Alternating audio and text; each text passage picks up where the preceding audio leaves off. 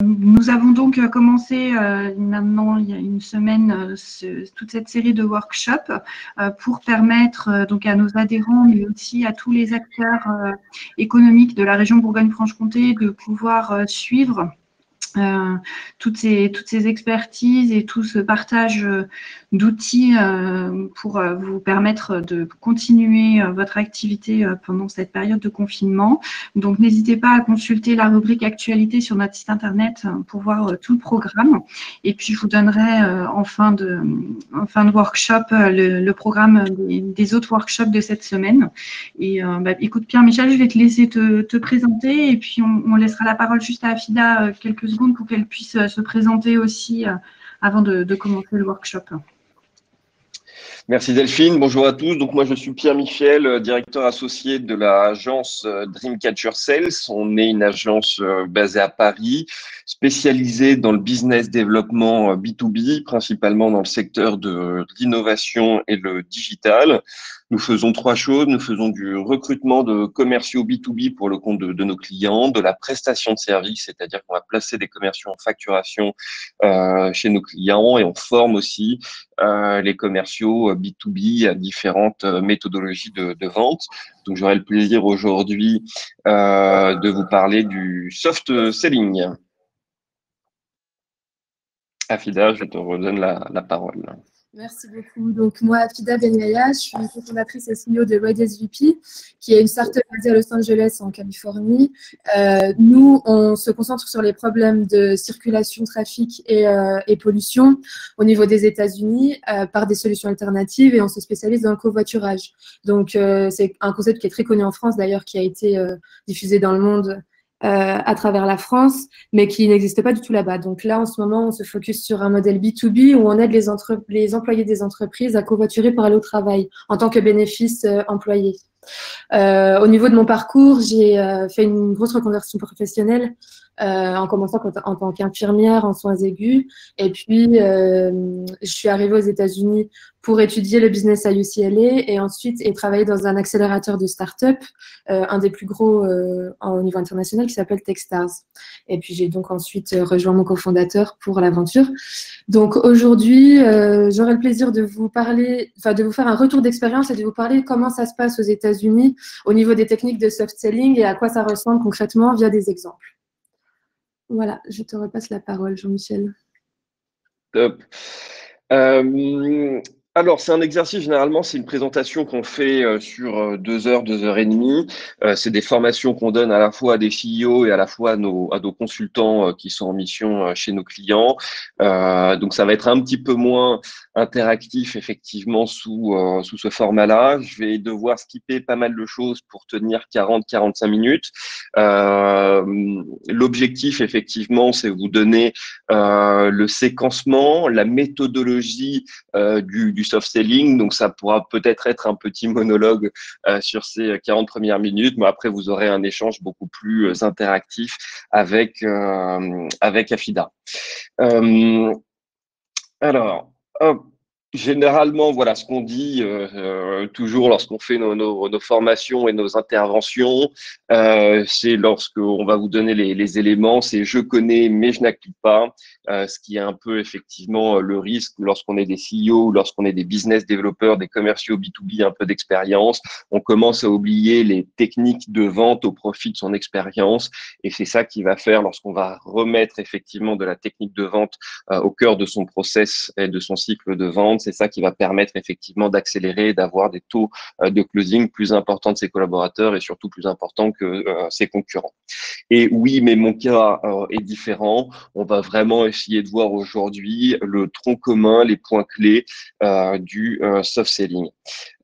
Et c'est pour ça, comme on est en vidéo, je vais commencer exceptionnellement par la dernière slide, qui est le seul point théorique, effectivement, qu'on va voir aujourd'hui, qui est tiré du livre des ressorts inconscients des décisions d'achat de Salomon Asch, qui est l'effet de primauté. Alors, je vous le lis, vous pouvez le lire avec moi. Normalement, vous avez bien les slides qui sont en simultané. Oui, c'est bon, ça fonctionne. Donc, l'effet de primauté, c'est quoi? C'est un raccourci mental qui consiste à accorder plus d'importance à l'information reçue ou perçue en premier temps qu'à toute information reçue dans un second temps. Ce biais cognitif agit souvent en binôme avec l'effet de récence qui concerne la faculté de se rappeler les derniers éléments perçus. Il en va ainsi du fonctionnement de l'être humain, génétiquement programmé pour réagir en fonction de l'ordre des informations portées à sa connaissance plutôt que de leur importance relative. Alors, ça peut faire un peu masturbation intellectuelle, néanmoins, doit y avoir une phrase qui doit être une phrase choc pour tous les commerciaux qui sont présents ici. Il en va ainsi du fonctionnement de l'être humain, génétiquement programmé pour agir en fonction de l'ordre des informations portées à sa connaissance. On est tous génétiquement programmés pour réagir à un même séquencement d'informations. Et c'est sur ça que sont basées donc les techniques de vente. Il y a énormément de techniques de vente. Il y a le soft selling, le hard selling, le speed selling, le twerk selling. Enfin bref, toute méthode avec selling derrière. Toutes les méthodes de vente fonctionnent à partir du moment où on applique le bon séquencement d'informations qui correspond à la méthode de vente. Et chaque méthode de vente correspond à une typologie de produit et à une ADN d'entreprise. Nous, ce qu'on essaye de promouvoir un maximum et les sujets sur lesquels on forme nos commerciaux, c'est vraiment le soft selling. Ça nécessite effectivement de tenir un séquencement d'informations spécifiques, mais tout le but de la méthodologie du soft selling, c'est de transformer la relation d'un commercial vendeur en client acheteur. Et c'est ça aussi qui donne du sens et de l'intérêt à ce métier, c'est vraiment d'avoir une posture conseil. C'est pour ça que là, à partir de maintenant, ce qu'on va voir, c'est vraiment le bon séquencement d'informations qui permet effectivement d'avoir un bottom closing. Et une fois que vous avez le bon séquencement d'informations, ce séquencement que vous avez trouvé doit être diffusé à l'ensemble de vos collaborateurs et mis en place avec une stratégie de volume. Alors, on est tous génétiquement, je le répète, parce que c'est vraiment un point extrêmement important, on est tous génétiquement amenés à réagir à un même séquencement d'informations. Ça peut être difficile à accepter parce qu'on a toujours un peu la notion du libre arbitre, mais on est tous génétiquement programmés pour réagir à un même séquencement d'informations. Donc, si on reprend un peu les étapes effectivement des rendez-vous d'affaires qu'on doit faire en soft selling, la première étape, c'est bien sûr se renseigner sur ses clients. On va passer pas mal de choses, mais un point qui est mal travaillé souvent, c'est de comprendre le timing de vente de ses prospects. Généralement, on connaît très bien son propre cycle de vente de ses offres de produits et services, mais on connaît moins le cycle de vente de ses clients. Or, in fine, tout ce qu'on vend à des clients, qui est la finalité de toute entreprise, c'est de répondre à un problème en vendant une offre de produits et services. Il faut comprendre chez son prospect quel est son propre timing, quel est son propre cycle de vente. Pour des raisons toutes simples, par exemple, si je veux adresser une offre de produits et services au secteur de la formation, on sait que dans la formation, eux, ils vendent des formations à leurs clients, principalement en fin d'année pour récupérer les queues de budget ou les 3-4 premiers mois de l'année. Donc, si je veux effectivement vendre une offre de produits et services à des organismes de formation, il faut absolument que je le fasse à partir de mai-juin. Si je le fais au mois de janvier, février, mars, ils n'auront pas le temps effectivement d'écouter, de comprendre comment je peux résoudre leurs problèmes, de travailler effectivement sur mon offre et je risque de me griller des cartouches. Il y a 4 types de rendez-vous d'affaires en soft selling et il est extrêmement important de toujours bien les respecter. Premier rendez-vous d'affaires et sur chaque type de rendez-vous, il y a un seul objectif. Premier rendez-vous à faire avec son client, lorsqu'on est sur des cycles de vente longs et complexes, même si on est sur des cycles de vente courts, on va garder ce même rythme, présenter son offre de produits et services et découvrir des besoins. Déjà, sur cette slide, il y a une coquille qui est extrêmement grave, qui est on ne présente jamais son offre de produits et services au premier rendez-vous, puisqu'on ne connaît pas les problématiques de client. Au premier rendez-vous, on va présenter son entreprise, on verra comment on va pouvoir le faire. On va présenter son entreprise, sa vision, à quel problème on répond et ses process, et on va se concentrer exclusivement ensuite sur la découverte des besoins. Et c'est uniquement lors du second rendez-vous qu'on va présenter son offre de produits et services, qu'on va présenter un devis, qu'on va faire une proposition commerciale. Troisième type de rendez-vous, négociation. On va négocier sur une proposition qui a déjà été faite. Et quatrième rendez-vous qui est extrêmement important et qui est maintenant majoritairement oublié, c'est le rendez-vous de signature du contrat. Vous allez passer plusieurs semaines, plusieurs mois dans des phases parfois de négociation qui sont tendues, à être en contact avec votre client, à essayer de créer du lien intuitu personnel. Et lorsqu'enfin vous avez la possibilité effectivement de le voir sur une note positive, sur enfin on va signer le contrat, qu'est-ce que généralement on fait en tant que commercial? Soit on l'envoie en pièce jointe ou par la poste ou encore par DocuSign, par des solutions de signature électronique, et on perd complètement le contact avec le client. Surtout, n'oubliez pas, en tant que chef d'entreprise ou en tant que commercial B2B, pourquoi je fais souvent l'amalgame entre chef d'entreprise et le commercial, c'est parce que le commercial, c'est le représentant du chef d'entreprise sur le terrain, vis-à-vis des prospects, vis-à-vis des clients, vis-à-vis du monde extérieur. Le nerf de la guerre, quand on est CEO ou quand on est commercial, c'est le temps. Le temps, c'est ce que vous avez de plus précieux. Tout s'achète aujourd'hui. L'argent, ça s'achète, les compétences, ça s'achète. La seule chose que vous ne pouvez pas acheter, c'est le temps que vous avez perdu à faire quelque chose que vous ne devriez pas faire ou sur des sujets sur lesquels vous avez perdu du temps. Or, nombre de fois, vous avez déjà vécu l'expérience, vous passez tous les cycles, effectivement, toutes les étapes de vente, vous arrivez à la signature du contrat, tout le monde est content, vous envoyez le contrat par email et vous êtes obligé de courir après votre client pendant parfois plusieurs semaines ou plusieurs mois en lui disant, écoute, est-ce que tu as bien reçu le contrat? Est-ce que tu l'as bien lu? Quand est-ce que tu me le renvoies? Quand est-ce qu'on commence à travailler? Donc, même si vous êtes en signature électronique, extrêmement important, déplacez-vous toujours, signez le contrat, même si ça dure 10 minutes, prenez un café avec votre client, signez le contrat et finissez sur une note positive. Tout est bon. Je switch d'écran de temps en temps pour vérifier si vous n'avez pas de questions. À la rigueur, si vous êtes OK, on fera les questions à la fin. Je te les poserai si jamais il y en a qui sont affichés. OK, formidable. Pas forcément beaucoup l'habitude de webinaire, donc c'est difficile de ne pas avoir l'interaction. On va essayer de mettre un maximum de dynamisme dans la voix pour que je puisse retenir votre attention. Voilà, c'est pour ça que moi, je propose plutôt que si jamais les personnes ont des questions, n'hésitez pas à les poser au fur et à mesure et comme ça, je te les retransmets dès que ça rentre dans ton discours. Ça marche. Alors, toujours sur les étapes de préparation de rendez-vous en soft selling, ça on va les passer rapidement. Vous renseignez bien sur vos interlocuteurs, surtout sur son parcours et sur ses qualifications, très important. On en reparlera après derrière dans les techniques de négociation. On se renseigne bien effectivement sur l'entreprise. Donc tout ça, on va le passer parce qu'on va être un peu trop short au niveau du temps. Toujours rédiger l'ordre du jour, très important dans l'étape de préparation de rendez-vous. Aujourd'hui, on fait tous effectivement des rendez-vous sur des agendas électroniques, sur Google Agenda ou autre.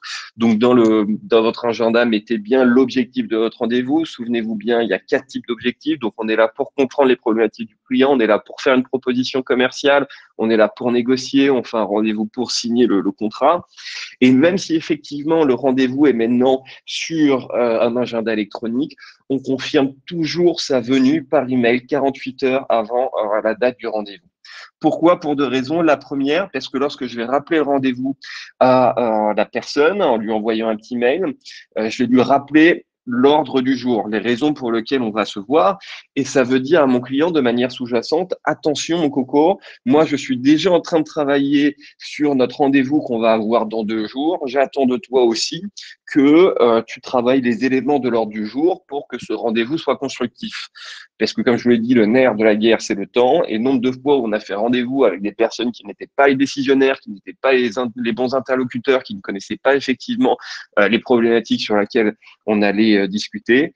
Ça permet effectivement ce rappel de créer une alerte chez votre interlocuteur, de faire venir les bonnes personnes et d'avoir les bons éléments effectivement pour ce rendez-vous, pour qu'il soit le plus rentable possible au niveau de temps.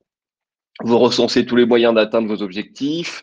Alors, je fais juste un petit arrêt sur l'avantage concurrentiel et la chaîne de valeur qui est souvent mal exprimé de la part des commerciaux et des CEO.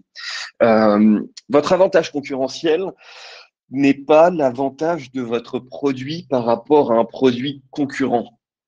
Votre avantage concurrentiel d'un point de vue de votre prospect, c'est effectivement en quoi votre société se différencie par rapport à la société du concurrent. C'est-à-dire, si je vous vends des téléphones, l'avantage concurrentiel, c'est pas la différence entre les avantages d'un iPhone et d'un Samsung. C'est quel est, moi, mon avantage si jamais quel est mon avantage à travailler avec moi si jamais j'ai effectivement un concurrent en face qui vend exactement le même produit. Parce que chez moi, vous aurez toujours un interlocuteur unique, vous avez un service après-vente, on n'a que des professionnels, des télécoms effectivement dans mon entreprise, parce que du point de vue de votre prospect, vous vendez tous la même chose. Vous connaissez exactement votre différenciation par rapport à votre concurrent, mais pour votre prospect, vous vendez plus ou moins toujours les mêmes solutions, des logiciels en SaaS, des solutions de transport, des solutions de conseil. Donc, ce qu'il veut savoir, c'est en quoi votre société, par ses process, par ses valeurs, par ses équipes, se différencie dans le cas où vous vendez exactement les mêmes produits que votre concurrent. C'est ça l'avantage concurrentiel et c'est ça que vous allez présenter au premier rendez-vous. Toujours dans l'étape de préparation de votre rendez-vous d'affaires, checklist du matériel à emporter, ça on va le passer rapidement. Et on arrive au premier rendez-vous. Alors, déjà, pour bien effectivement aborder ce premier rendez-vous, il faut se remettre, faut reprendre un peu de hauteur effectivement sur son entreprise. On crée une entreprise pour répondre à un problème chez le client. Plus le problème est important, plus l'opportunité de marché est grande. Je me coupe le doigt, j'ai un problème qui n'est pas très important. Je mets un pansement ou je n'ai pas de pansement, je mets un bout de scotch. Mais je ne vais pas payer une prestation médicale, je ne vais pas voir le médecin parce que je me suis coupé le doigt. Parce que ma perception du problème est relativement faible. Je rentre de Chine, j'ai 40 de fièvre, je tousse, je transpire, je crains peut-être d'avoir le coronavirus, j'ai une perception du problème qui est extrêmement forte.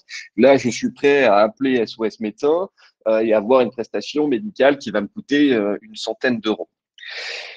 Ce qui veut dire quoi, cet exemple? Ce qui veut dire que vous ne pouvez rien vendre sur une méthodologie de soft selling à votre prospect tant qu'il n'a pas conscience du problème. C'est extrêmement important. Et c'est pour ça que le rôle de votre chef d'entreprise, s'il y a des commerciaux, ou votre rôle de CEO, s'il y en a qui est présent, c'est de bien rappeler à tous vos collaborateurs et surtout à vos commerciaux à quel problème ils souhaitent répondre. Plus le problème va être important, plus l'attraction cliente va être importante aussi. Et l'art du business développeur, c'est de savoir effectivement faire prendre conscience à votre client de ce problème. Tant que votre client, j'insiste vraiment dessus, tant que votre client n'a pas conscience du problème, il ne sera pas en capacité de vous acheter votre offre de produits et services. Ou sinon, on est dans des méthodologies de hard selling.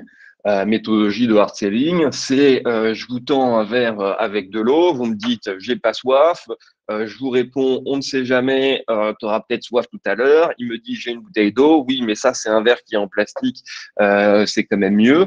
Donc le hard selling, c'est effectivement proposer une offre de produits et services, on s'en fiche si le prospect en face en a besoin, il me contre-argumente, le contre-argument est et à partir du moment où il n'a plus d'argument, je lui dis, bah, tu vois, tu n'as plus d'argument, donc tu es prêt à l'acheter et on arrive à la signature de vente. Donc ça, on est sur du hard selling, on est sur la vente one shot. Ça peut être bien pour des agents immobiliers, par exemple, parce que de toute façon, un agent immobilier, lorsqu'il vous vend un appartement, vous soyez satisfait ou pas, à la rigueur, il s'en fiche. Vous achetez pas un appartement tous les 6 mois. Hein. Vous achetez un appartement tous les 10 ans, tous les 15 ans, tous les 20 ans. Par contre, vous, ce que vous voulez, c'est effectivement transformer la relation d'un commercial vendeur en client acheteur, donc que ça soit effectivement le client qui soit en demande de votre solution et que ça réponde à un réel problème pour qu'il y ait un taux de churn qui soit faible, un taux de renouvellement du contrat qui soit à la fois organique et important. Tout est bon à ce niveau-là. question. Ok. Dans le cas où on doit créer le besoin client, quelle est la stratégie? Alors, lorsqu'on doit créer le besoin client, ben, il faut effectivement, pour créer un besoin au client, il faut lui faire sentir qu'il a un problème. Et pour ça, il va falloir le faire parler. Et cette question tombe bien puisque effectivement, on va décomposer sur la slide d'après effectivement toutes les étapes de ce premier rendez-vous qui vont l'amener effectivement à comprendre qu'il a un problème, parce que à partir du moment où on a un problème, on a toujours un besoin en face de quelque chose pour résoudre le problème. Et c'est pour ça que sur ce premier rendez-vous, il est extrêmement important que 80 du temps de parole soit pour votre prospect. Et généralement, les commerciaux ont parfois tendance à inverser. C'est-à-dire que sur le premier rendez-vous, ils arrivent, ils font leur débat, ils font leur pitch, ils sortent le PowerPoint, les plaquettes, les présentations, et ils attendent à ce que ça soit le client qui lui dise « Ah, bah, c'est exactement ça dont j'ai besoin ». Et c'est tout l'inverse. Là, sur le premier rendez-vous, on va le faire parler un maximum, et c'est au deuxième rendez-vous, une fois qu'on aura créé cette dette morale, qu'on va pouvoir faire le show et pitcher son offre de produits et services. Alors, comment on arrive effectivement à ces étapes? Donc, premier rendez-vous, les étapes clés. Et on va passer l'essentiel effectivement de notre réflexion sur ce premier rendez-vous, parce qu'un premier rendez-vous qui est bien fait, 80 à 90%, ça vous amène au closing.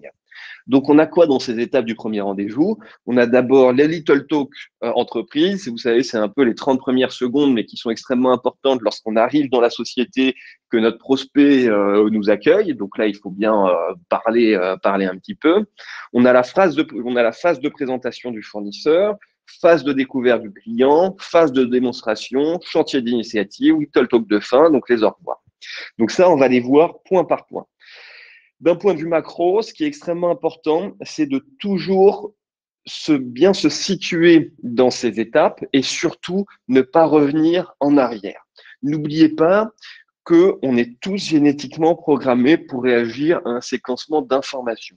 Et ce séquencement du premier rendez-vous d'affaires qu'on va voir, qu'on est en train de voir, correspond effectivement à la méthodologie du soft selling. Il faut surtout pas retourner en arrière. Si par exemple on s'est présenté, on est passé à la phase de découverte du client et qu'on a oublié de donner des informations sur notre société, c'est pas grave, tant pis, on donnera ces informations au second rendez-vous, puisque on veut par cette méthodologie, mettre notre prospect dans un funnel en lui disant, écoute, je vais écouter tes problématiques, je vais te proposer une solution et à la fin, tu vas me dire un go-no-go. Mais on va faire tout le cycle ensemble et c'est ça qui va être rassurant pour lui. Et si jamais je commence à faire des retours en arrière, moi, sur mon funnel, ça va désorganiser l'esprit de mon prospect, ça va le désorganiser, donc on va perdre du temps. Or, on n'oublie pas, le nerf de la guerre, c'est le temps.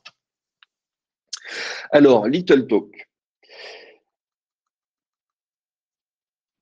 Donc, comme je vous le disais, nous, on a un cabinet de recrutement spécialisé dans les profils commerciaux B2B. Et pourtant, 30 secondes pour qu'un recruteur formule un jugement ferme et définitif sur un candidat. Alors que le métier d'un recruteur, c'est de voir au-delà des apparences, au-delà des premières impressions, au-delà d'un CV. En 30 secondes, lorsque vous voyez un recruteur, il a déjà décidé de manière ferme et définitive s'il va vouloir vous recruter ou pas. Et bien pour votre prospect, c'est exactement la même chose.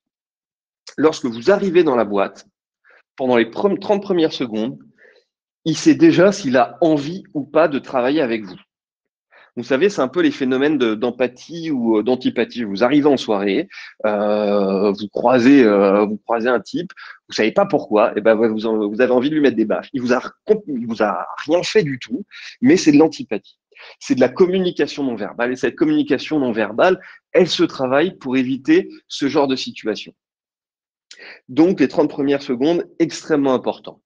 Il faut avoir une attitude et une mise soignée en adéquation avec l'image que l'on veut dégager, serrer la main avec fermeté mais pas trop, sourire franc et chaleureux avec un ton de voix assuré, être à l'écoute, intéressé par l'interlocuteur et sa société, avoir une posture physique qui inspire confiance et maintenir le contact visuel sans oublier le fameux rester soi-même. Bon, ça, vous le connaissez. Mais c'est quoi le point clé? C'est lorsqu'on arrive effectivement chez notre prospect, montrer qu'on va prendre plaisir à faire ce rendez-vous. Parce que votre prospect, il a peut-être 20 autres commerciaux à voir sur le même sujet parce qu'il a fait un appel d'offres sur sa problématique. Et in fine, la décision des entreprises d'acheter une offre de produits et services de votre société plutôt que celle de votre concurrent est très souvent très subjectif parce que tout le monde va s'aligner in fine à peu près au niveau du prix. D'un point de vue du prospect, vous faites tous à peu près la même chose, tous à peu près la même qualité. Donc, il se dit, quitte effectivement à passer plusieurs heures, dizaines d'heures en rendez-vous, en échange, mail, téléphonique avec quelqu'un, autant que ça soit quelqu'un effectivement à qui je m'entends bien, surtout en cas de quand on va passer dans la négociation, en cas de problématique sur l'offre de produits et services, autant que j'ai une bonne relation. Donc moi, lorsque j'arrive chez le prospect, la première chose que je dis, écoutez, ça me fait très plaisir de vous voir, de mettre enfin un visage sur une voix, de mettre enfin une voix sur des échanges d'emails. Donc toujours montrer qu'on va prendre du plaisir parce que ça va inciter l'autre à être dans la même posture. Donc c'est ce qu'on appelle l'effet miroir. Ça on le voit dans nos formations communication non verbale si c'est des sujets qui vous intéressent. La même chose, vous arrivez, c'est peut-être votre 4e rendez-vous, il est 17h, on vous propose un café, un verre d'eau, et vous acceptez, même si vous êtes avec votre 4e café, vous prenez un 5e café, et tant pis. C'est les phénomènes de don et du contre-don, c'est-à-dire que vous arrivez dans la boîte, votre interlocuteur vous propose effectivement quelque chose, la première réponse à sa question que vous allez lui donner, ce n'est pas non. Il faut obligatoirement que ça soit un oui, parce que de manière sous-jacente, il va attendre quelque chose de vous. Par exemple, si on prend les visiteurs médicaux, vous savez, il y a une dizaine d'années, les visiteurs médicaux, ils avaient la possibilité d'offrir des cadeaux, des voyages, etc. aux médecins en échange de la vente de médicaments. Depuis quelques années maintenant, ces cadeaux-là ont été interdits. Parce qu'ils avaient mis un moment, effectivement, ils avaient capé, je crois, les cadeaux à 5 ou 6 euros, mais ils se sont aperçus que même lorsque le visiteur médical à la fin du rendez-vous, laissé au médecin son stylo bic, le stylo bic qui coûte 30 centimes, il avait 20% de chiffre d'affaires en plus avec les médecins sur lesquels il leur laissait leur stylo bic.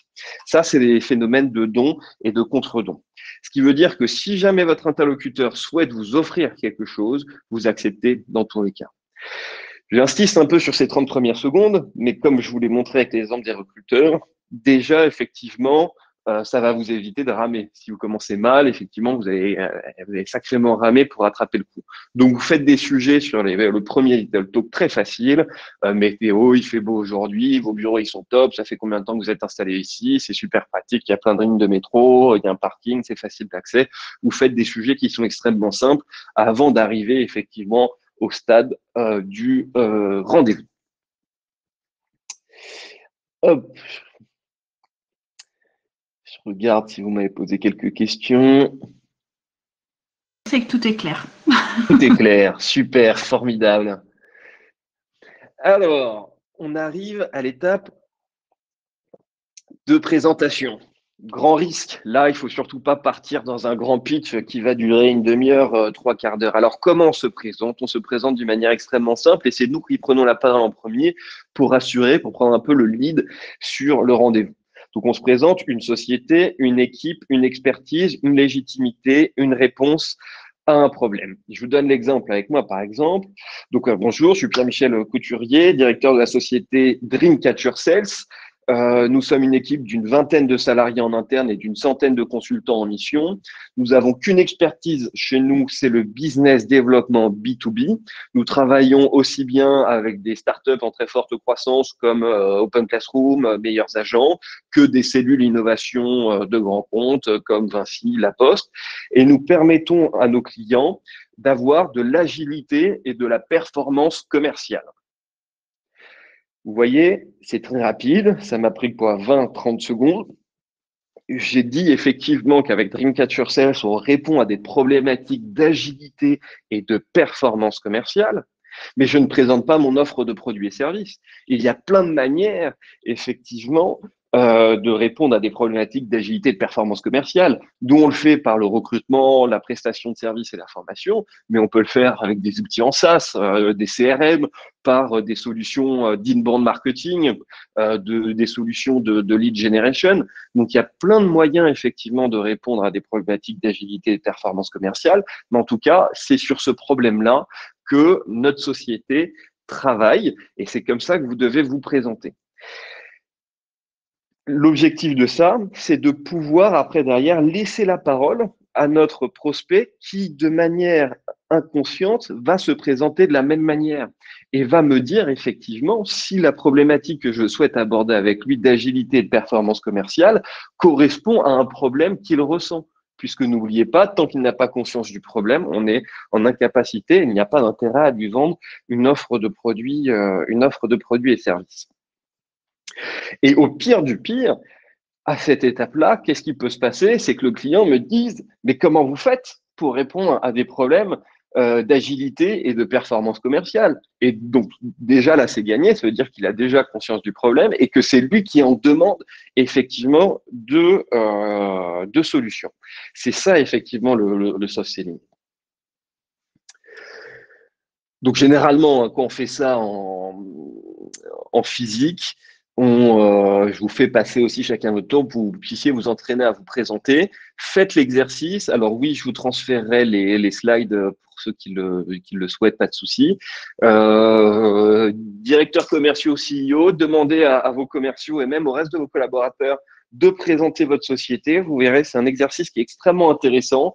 Il y a des gens qui bug complètement, il y en a d'autres qui vont mettre 10 minutes pour expliquer effectivement ce qu'ils font. Il faut que tout le monde connaisse par cœur, chacun des collaborateurs sache présenter votre société en 20-30 secondes. C'est extrêmement important. On arrive à la deuxième, effectivement, étape du rendez-vous, dans cette fameuse phase de découverte client. Donc, tous les commerciaux connaissent bien, avec la règle des CQ, qui est le classique, où on ne part pas d'un rendez-vous sans savoir qui décide, qui finance, qui achète, qui utilise, qui prescrit, qui influence. Donc ça, c'est les réponses qu'on veut savoir, mais c'est les réponses qui sont, on va dire, objectives. En soft selling, ce qui nous intéresse, c'est effectivement de faire prendre conscience à notre client du problème. Et pour ça, on va utiliser un champ lexical qui va être un peu différent, une méthodologie un peu différente. On va parler effectivement d'insatisfaction et de frustration à nos clients. Par exemple, si je veux vendre à mon client un CRM, parce que il utilise des fichiers Excel, alors un CRM, s'il y a des gens qui savent pas, normalement tout le monde sait, c'est un logiciel qui permet effectivement de stocker toutes les informations de ses clients et de suivre effectivement ces étapes de vente. On va parler, aujourd'hui, vous utilisez toujours des fichiers Excel, c'est quoi le problème effectivement pour vous? Est-ce qu'il y a des choses, est-ce que ça vous frustre? Est-ce que vous avez de la perte de données? Est-ce que le CRM est mal rempli? Est-ce que ça vous donne les bons KPI? Si jamais effectivement ils ont déjà un CRM, mais je veux leur faire changer d'un CRM à un autre CRM, je peux très bien leur dire, écoutez, est-ce que aujourd'hui votre CRM vous satisfait? Même si le client me dit oui, moi je suis extrêmement satisfait de mon CRM, sachez qu'on n'est jamais à 100% satisfait de son fournisseur. Je n'ai jamais rencontré une société qui m'a dit je suis à 100% satisfait de mon fournisseur. Dans ce cas-là, je lui dis juste, qu'est-ce que vous souhaitez aussi dans l'idéal? Qu'est-ce que vous pourriez améliorer avec votre fournisseur si vous aviez la possibilité de le faire sur votre CRM? Et il va me dire, moi, par exemple, j'aimerais bien avoir, en cas de problème, un interlocuteur unique, ou j'aimerais bien effectivement qu'il y ait un module facturation, parce que j'ai beaucoup de petites commandes, et faire le transfert des informations des commerciaux à la compta, ça prend du temps. Et donc, tout ça, je le note et je lui demande de cette insatisfaction, cette frustration, les dysfonctionnements qu'ils vont avoir en interne, de me donner des exemples. C'est extrêmement important puisqu'on va réutiliser l'exemple qu'il va nous donner pour faire la proposition commerciale. Donc, notez bien l'exemple, extrêmement important. Il va par exemple me dire, voilà, moi j'ai un client à qui je vends du papier toilette. Aujourd'hui, il y a énormément de consommation de papier toilette sur des petites quantités envoyées à plein de magasins. Ça me prend un temps énorme, effectivement, de devoir à chaque fois rebalancer ces micro-commandes dans notre outil de facturation ciel ou autre. Je ne rebondis pas dessus pour l'instant. Je ne fais que effectivement prendre des notes sur ce qu'il va me dire ou le pousser à me raconter un peu plus ou me donner plus d'exemples. Lorsqu'on vend une offre de produits et services à une PME ou un grand compte, en moyenne, il y a entre 5 à 7 points de contact, 5 à 7 interlocuteurs différents. Donc, il va falloir que je repère qui vont être mes interlocuteurs et que je choisisse moi-même. Alors, comment les choisir? On va regarder la chaîne du CRI. Alors, je regarde juste si vous avez fait des questions. OK. Donc, la chaîne du CRI, c'est quoi? Lorsque vous vendez une offre de produits et services à votre prospect, donc à votre futur client, il faut que vous identifiez qui pourra être, quelles sont les personnes qui seront impactées par la solution que vous mettrez en place chez votre client. Par exemple, je lui vends un CRM qui permet de faire aussi derrière la facturation. Si jamais effectivement le CRM bug, qui risque de se faire taper sur les doigts? Si le CRM bug et ça fait aussi de la facturation, l'équipe finance, la compta, risque effectivement d'avoir des problèmes dans sa facture et se faire engueuler par le DAF. Donc, si effectivement la comptabilité est impactée, dans ces cas-là, je note cette information et je vais la réutiliser en fin de ce premier rendez-vous client. Parce qu'il va falloir que je mette dans la boucle tous ceux qui vont être impactés par la solution, qui vont être à la fois des prescripteurs et qui vont me permettre, en cas de problème, de pouvoir identifier le problème et le résoudre rapidement. Tout est bon pour vous à ce niveau-là? Parfait, je ne vois pas de questions forcément sur le chat, c'est que ça doit être clair. OK. Alors, on est à peu près à 35% de mon intervention. Comme ça vous donne un peu de visibilité. Donc, phase de découverte du client. Donc, on va parler en termes d'insatisfaction, de frustration, de dysfonctionnement. Plus on va le faire parler, plus il va parler, plus il va prendre conscience effectivement du problème. Donc, plus on va faire grossir le problème, plus ça va nous permettre de l'identifier. Donc, on va poser des questions ouvertes, pas trop dirigées pour pas faire penser qu'on est en train de manipuler. L'objectif, c'est vraiment de le faire parler. Ne pas être trop indiscret non plus. C'est pour ça que très souvent, moi, j'utilise la phrase sauf si c'est confidentiel, est-ce que vous pourriez me donner un exemple du dysfonctionnement de la solution que vous utilisez actuellement? Comme ça, si vous le dites très bien, en tout cas, ça lui laisse la possibilité de le dire ou pas. Être à l'écoute et prendre des notes. Alors, deux choses. Un commercial qui ne prend pas de notes pendant un rendez-vous d'affaires, c'est impensable. Et les notes, alors, je sais que surtout que là, on est à 100% tous digital parce qu'on est tous en télétravail, ça se prend toujours sur un cahier. Ça ne se prend ni sur des feuilles volantes et surtout pas sur un ordinateur. Je vous donne un exemple simple. Imaginez, vous passez un entretien. Si vous passez un entretien ou si vous faites un rendez-vous avec quelqu'un qui est en train de taper tout ce que vous êtes en train de lui dire, vous vous mettez une barrière qui vous empêche de créer du lien à votre interlocuteur. C'est extrêmement désagréable quand vous faites un rendez-vous et que quelqu'un, parce qu'on est tous le client de quelqu'un, et que quelqu'un effectivement passe son temps à taper. Et c'est encore plus flippant lorsque quelqu'un vous regarde et tape avec l'ordinateur à côté. C'est pas une sensation qui est très agréable. Donc vous prenez des notes et ensuite derrière vous le mettez sur votre CRM. N'oubliez pas, l'art du business développeur, c'est de transformer un besoin vague en besoin précis. C'est-à-dire lorsque vous avez passé toute votre étape de prospection pour décrocher ce premier rendez-vous d'affaires, vous avez décroché ce premier rendez-vous d'affaires parce que votre prospect sait qu'il y a quelque chose qui ne va pas, il sait qu'il y a un problème. Il ne sait pas très bien effectivement quel est ce problème. Il sait qu'il a un problème effectivement de performance commerciale, mais il ne sait pas très bien lequel. Vous, en tant que commercial, votre art, c'est de transformer ce besoin vague. Tiens, il sait qu'il a un besoin de problème en termes de chiffre d'affaires, en termes de développement commercial, en besoin précis. Bien évidemment, ce besoin précis, c'est le besoin qui correspond à votre offre de produits et services. Donc, nous, effectivement, on voit un client qui a une problématique commerciale et on essaye de résoudre ce besoin vague avec une solution précise qui peut être par exemple le recrutement. Votre équipe commerciale n'est pas suffisamment staffée, on va vous mettre on va vous recruter quelqu'un, ou on va faire une opération commando, on va vous mettre des gens en facturation, ou votre équipe commerciale est déjà suffisamment bien staffée, elle a juste besoin effectivement de monter en compétence sur certains sujets. Donc, l'art du business développeur est bien de transformer un besoin vague en besoin précis, parce que le client, s'il vous reçoit, il sait qu'il y a quelque chose qui ne va pas et il attend que de vous, effectivement, de lui faire comprendre qu'est-ce qui ne va pas. Le soft selling, c'est avoir effectivement cette posture conseil. Ça, on va passer, vous les aurez avec les slides, les différents types de questions qui peuvent vous aider effectivement à faire parler votre interlocuteur.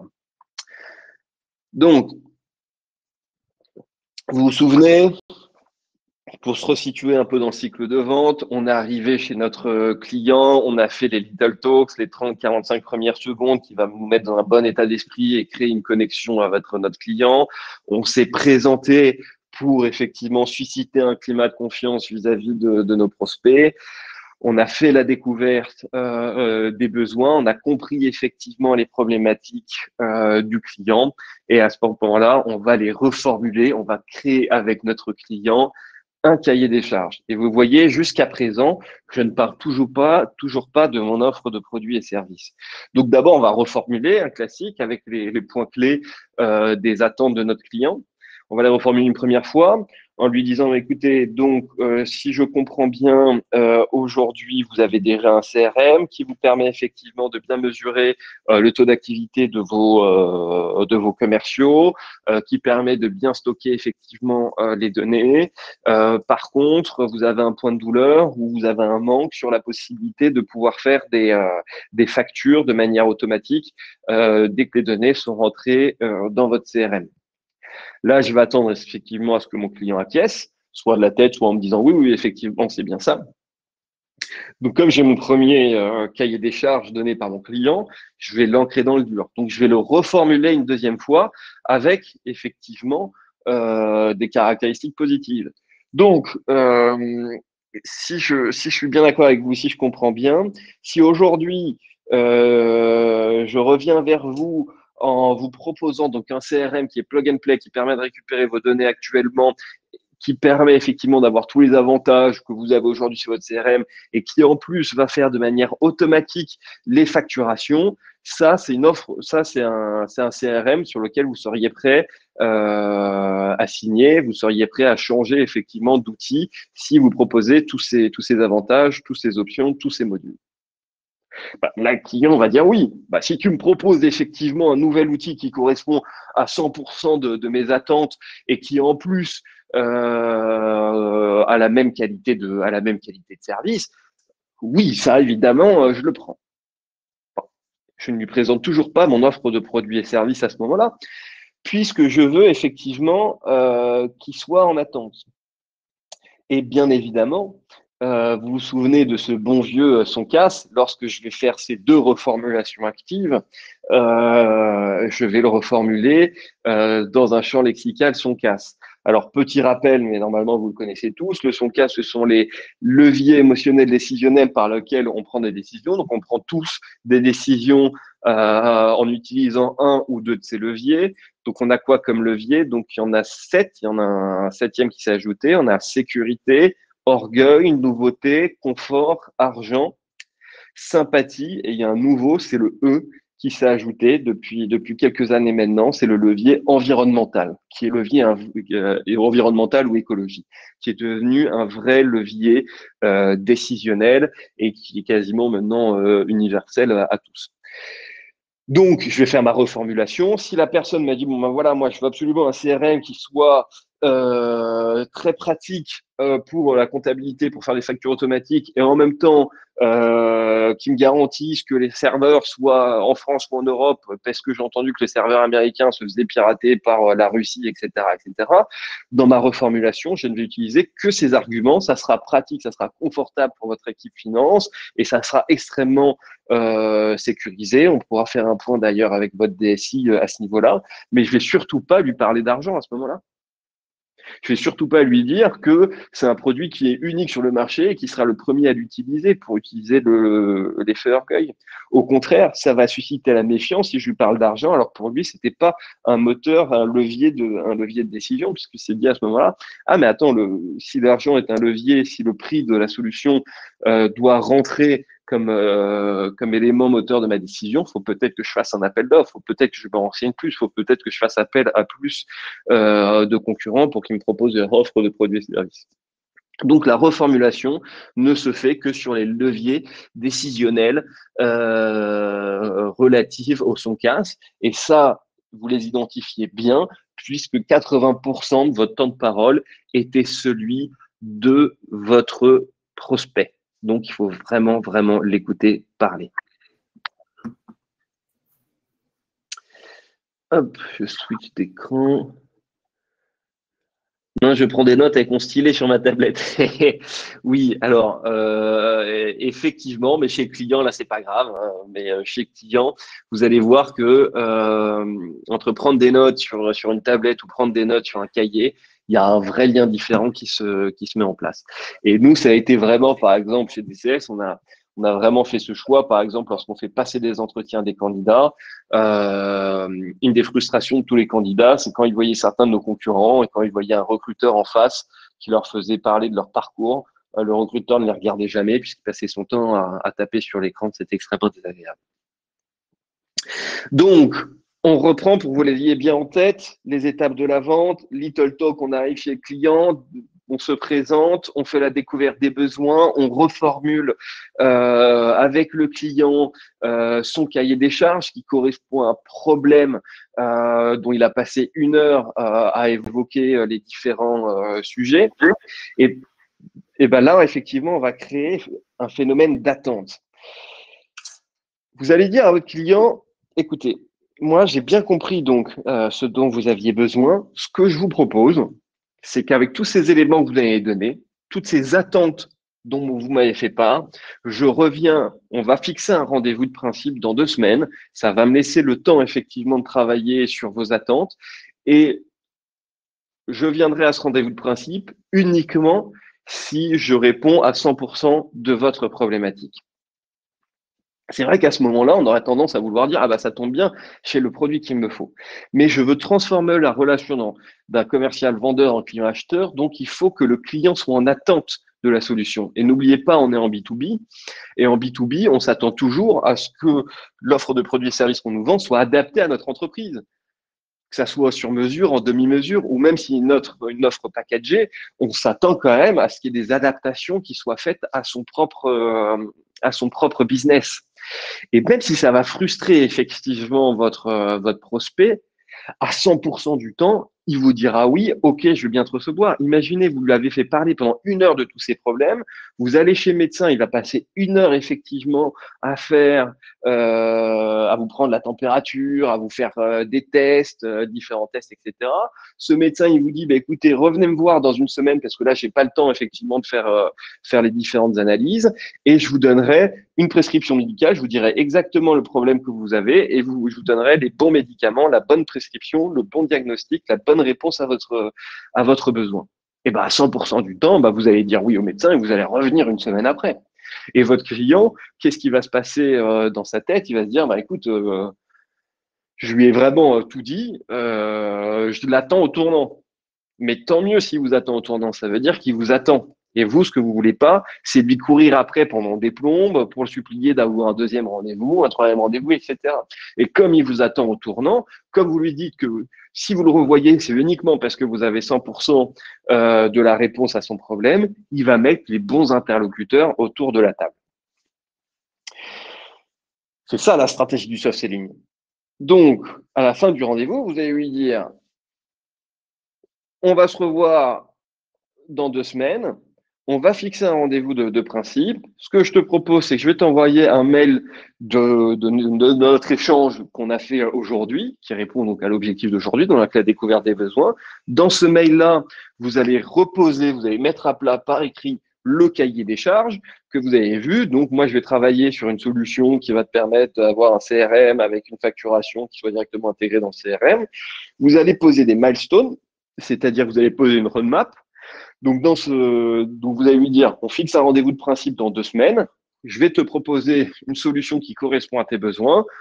On aura un autre rendez-vous 1 semaine après pour effectivement discuter, négocier la solution. Et comme ça, si tout se passe bien, dans un mois, on pourra savoir si on travaille ensemble ou pas. Et comme ça permet d'avoir de la visibilité à la fois sur votre propre cycle de vente et ça permet aussi de donner de la visibilité à votre prospect en lui disant bah, de toute façon, tu me donnes ta réponse dans 3 semaines, mais on a l'occasion d'avancer ensemble.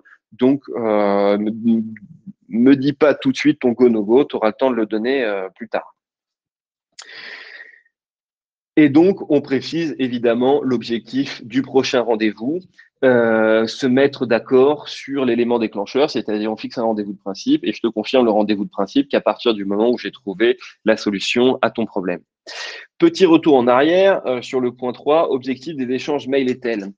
Vous vous souvenez, donc on a parlé de la chaîne du CRI pour identifier les bons interlocuteurs. C'est à ce moment-là où on va dire, bah, écoute, j'ai bien compris en tout cas le problème que tu avais aujourd'hui. Est-ce que tu peux me laisser les coordonnées soit de ton comptable, soit de ton DAF, parce que comme il y a une problématique financière, j'aimerais adapter effectivement ma proposition aux contraintes que vont avoir la finance liées à ce possible changement d'outils. Et ça vous permet comme ça de bien mapper les différentes personnes, d'avoir les coordonnées de chacun, de les inclure dans la boucle et de faire en sorte que, cas échéant, ils puissent être présents à ce second rendez-vous ou c'est à ce second rendez-vous donc que vous allez pouvoir faire le show, aussi simplement que ça.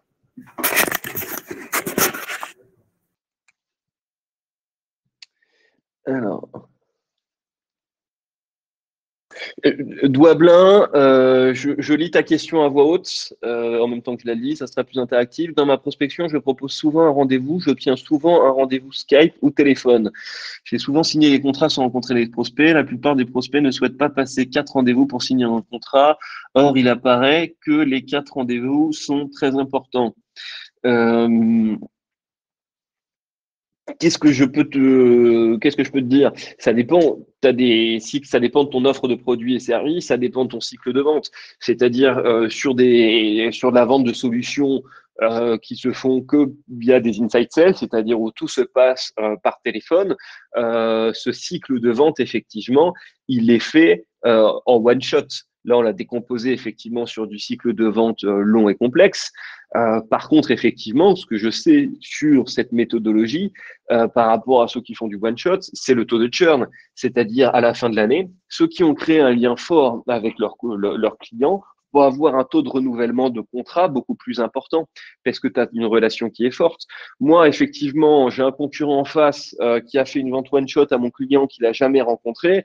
L'année suivante, mon concurrent, je le dégage ultra facilement parce que je vais créer du lien avec ce prospect, avec ce client. Et un autre concurrent ira voir ce même client, il pourra pas effectivement me dégager parce que je serai effectivement chez mon interlocuteur qui l'est, j'aurai une relation particulière avec lui, je saurai effectivement ce qu'il apprécie, je connaîtrai ses différents collaborateurs en interne. Si jamais effectivement mon module facturation bug, j'aurais dire et la comptable va m'appeler directement en me disant écoute Pierre-Michel, j'ai un petit souci avec le logiciel, est-ce qu'on peut le régler? Si tu n'as pas fait toutes ces étapes, toi tu n'auras pas l'information. Tu sauras juste à la fin de l'année qu'ils vont rompre le contrat et qu'ils vont commencer avec un autre concurrent, mais par contre, tu n'as jamais été averti. Le soft selling va faire en sorte qu'on ait un démarrage qui est un peu plus lent que des ventes. En soft selling ou en hard selling, on va faire beaucoup de volume, mais par contre, ça pérennise la relation client. Et c'est ça que j'aime bien, parce que comme le nerf de la guerre, c'est le temps, moi, ce que je veux, c'est de pas avoir courir à la fin de l'année auprès de tous mes clients en leur disant hey, on continue de travailler ensemble, et pas que je sois dans la situation de refaire toutes les étapes de vente où ils disent bah, trop tard, finalement, je travaille avec un concurrent. La même chose par téléphone, sauf exception, sauf certaines offres de produits et services, on ne vend rien, on suscite l'intérêt. Le téléphone, ça nous permet de susciter l'intérêt pour décrocher un rendez-vous et pour aller à la découverte des besoins. C'est une méthodologie. Il y a d'autres méthodologies qui permettent effectivement d'accélérer le cycle de vente. Mais il y a toujours des avantages et des contreparties. C'est que si on accélère le rythme de vente au début, généralement, on a un taux de casse à la fin de l'année qui est beaucoup plus important. Moi, je préfère avoir 15 clients qui se renouvellent chaque mois plutôt qu'avoir 20 nouveaux clients chaque mois, mais 10 qui pètent à la fin de l'année. Ça coûte 3 fois plus cher de trouver un nouveau client que d'en fidéliser un.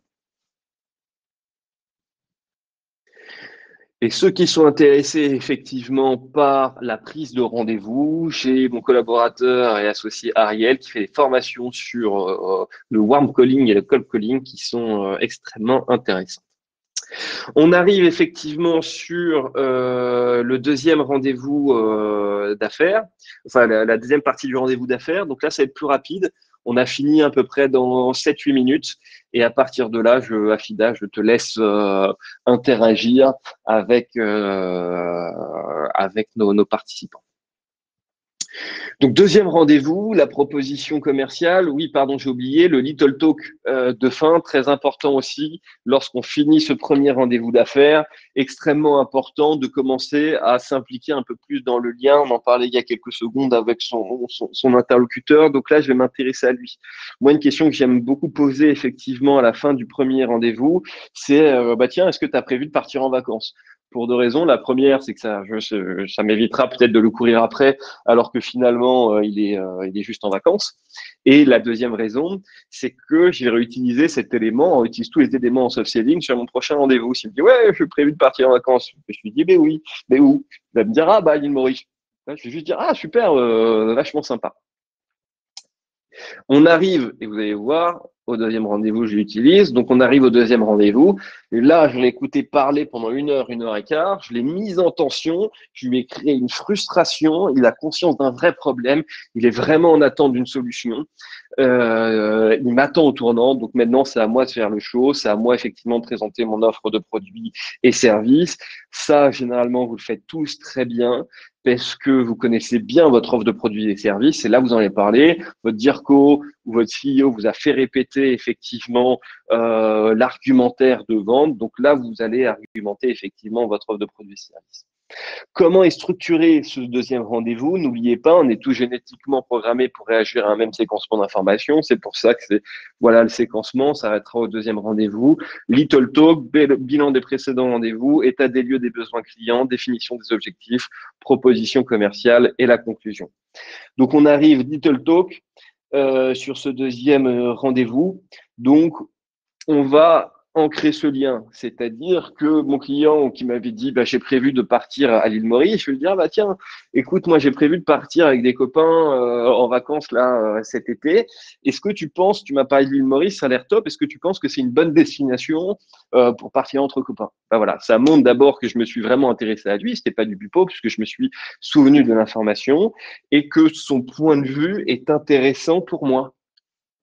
Et ça tombe bien, on se souvient des phénomènes de dons et des contre-dons, un peu comme quand je laisse mon stylo, je lui dis tiens, je vais prendre plaisir à faire ce rendez-vous. Si je lui fais comprendre que son point de vue est intéressant pour moi, après derrière, je vais lui donner mon point de vue que j'espère va être intéressant pour lui, de ma solution qui va résoudre effectivement son problème. Le soft selling, c'est qu'on va conditionner son interlocuteur à être dans une posture particulière. Donc, premier point, les little talks. Deuxième point, bilan des précédents rendez-vous. Donc, on va vérifier effectivement que le cahier des charges qu'on a posé est toujours correct, que les problématiques identifiées sont toujours présentes, que les décisionnaires sont toujours les mêmes, que les frustrations sont toujours les mêmes. Et surtout, alors je sais que ça peut paraître désagréable de dire ça, que si jamais effectivement les budgets sont pas les mêmes, la frustration n'est pas les mêmes, tiens, par exemple, le CRM maintenant qu'utilisait mon client vient d'ajouter un nouveau module facturation, eh ben, tant pis.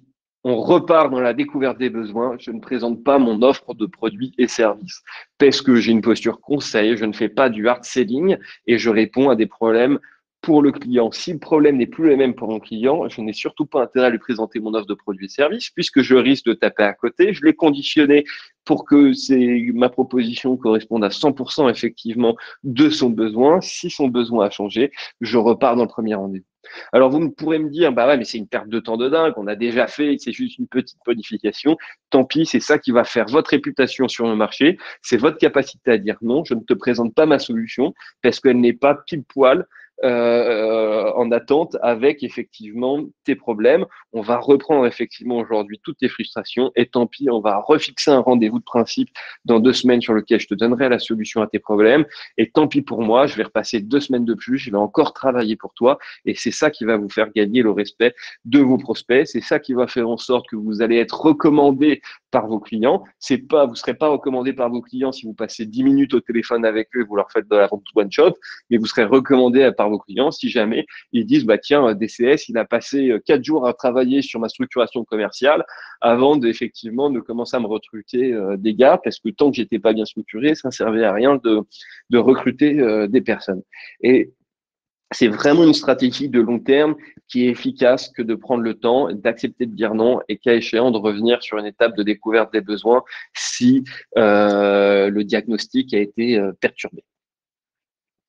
Donc, Little Talk, bilan des précédents rendez-vous, état des lieux des besoins clients.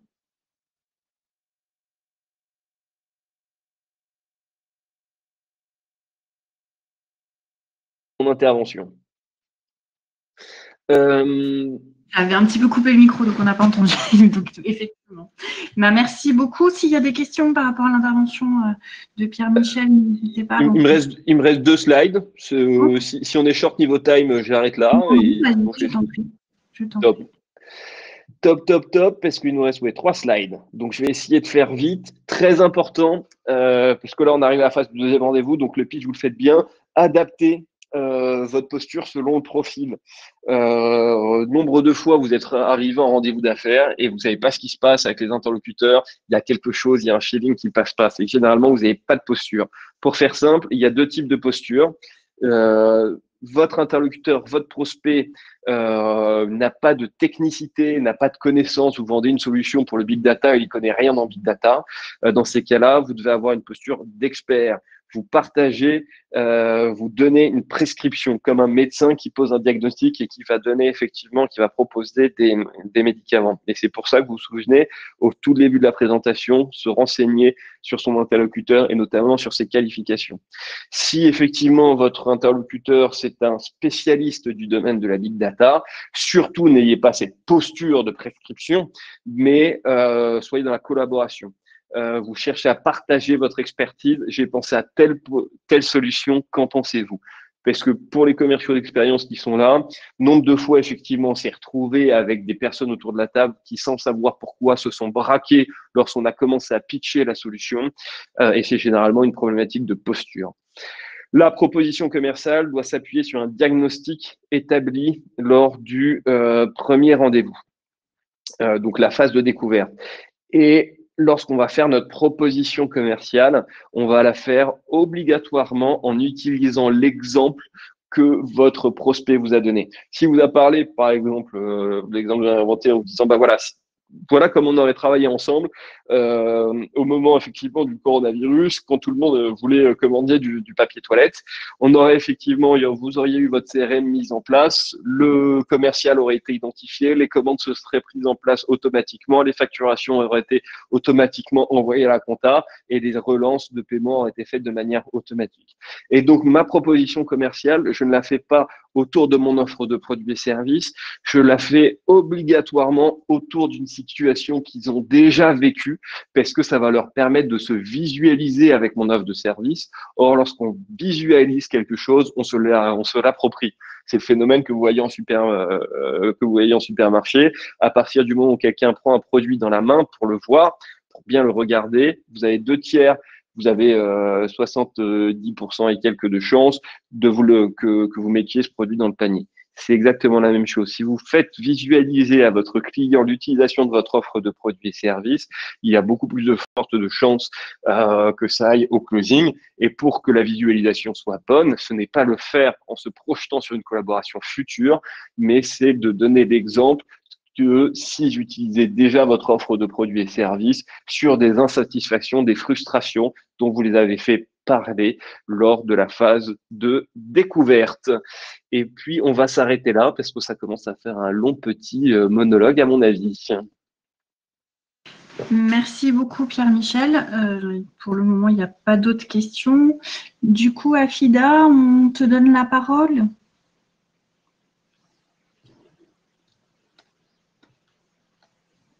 Alors, je te rouvre le micro, c'est bon. J'avais un petit problème avec le micro. Juste pour vous avertir, donc d'abord merci beaucoup. J'ai eu un petit problème de connexion pendant l'intervention de Jean-Michel, donc j'espère que ça ne va pas se reproduire. Si jamais, j'essaierai de me reconnecter très rapidement. T'attendras. Alors, moi, je vais essayer de faire assez court. Malheureusement, bon, les interactions en face à face facilitent beaucoup plus les conversations. Mais pareil que pour Pierre-Michel, si vous avez des questions, n'hésitez pas à écrire sur le chat. On abordera toutes vos questions ou vos remarques ou même vos retours d'expérience sur le sujet. Donc, je vais essayer de partager mon écran cette fois.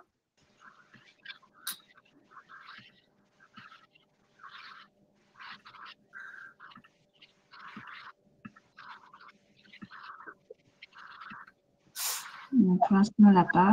Ça ne marche pas très bien. Bon, ça marchait il y a 1 heure. Ça fonctionnait tout à l'heure. C'est pas très très grave. Je verrai si j'arrive à le faire en cours de route. Mais bon, mes slides sont assez visuels. J'ai juste quelques mots ou concepts dessus pour que les gens sachent de quoi je parle. Mais je vais essayer de faire sans. Alors moi, bon, on a eu une très bonne introduction à tout ce qui est relatif au processus de rendez-vous, au processus de vente, une fois qu'on a déjà réussi à avoir un rendez-vous. Et j'ai vu qu'effectivement, c'était une remarque. Il y a quelque chose qui est très difficile dans un processus de vente, notamment B2B, c'est l'obtention du premier rendez-vous. Donc, une des choses que j'ai remarqué, moi, en arrivant aux États-Unis, c'est que chez eux, le soft selling, c'est présent tout le temps, partout. C'est-à-dire que depuis qu'ils sont enfants ou dans leur vie en général, que ce soit pour trouver un travail dans la recherche d'emploi, que ce soit pour vendre une fois qu'ils ont un service quand ils sont indépendants ou vendre un produit quand ils sont entrepreneurs, c'est quelque chose qui est voilà, tout le temps. Pourquoi? Parce qu'on l'a bien compris via la précédente intervention, c'est que la relation est très importante. Donc, généralement, on essaie de préparer la relation en amont et généralement, dans les entreprises, enfin, du moins, j'espère, les entrepreneurs sont tous focus sur, c'est des gens passionnés, c'est des gens qui vont essayer de faire un changement, c'est des gens qui travaillent beaucoup, etc. Mais qu'est-ce qui fait la différence entre un entrepreneur qui a du succès et un autre? C'est son network. Et le network, ça veut dire pas forcément qui vous connaissez vous, mais qui vous connaît. Et ça, c'est quelque chose qui est très présent là-bas au quotidien, qui arrive un petit peu en France, de ce que j'ai remarqué. Mais je vais vous donner un petit peu quelques exemples de ce que j'ai remarqué. J'essaie toujours de mettre mes slides, mais ça marche pas. Alors, la première notion que j'avais, c'est vendre n'est pas une technique de manipulation. Effectivement, on n'est plus dans comme l'exemple qu'avait utilisé Jean-Michel, dans je vends une bouteille à tout prix, que vous en ayez besoin ou pas. J'essaie de vous avoir à l'usure, c'est comprendre son interlocuteur. Ça veut dire faire ses devoirs. Concrètement, c'est pas simplement aller sur le site de l'entreprise qu'on prospecte.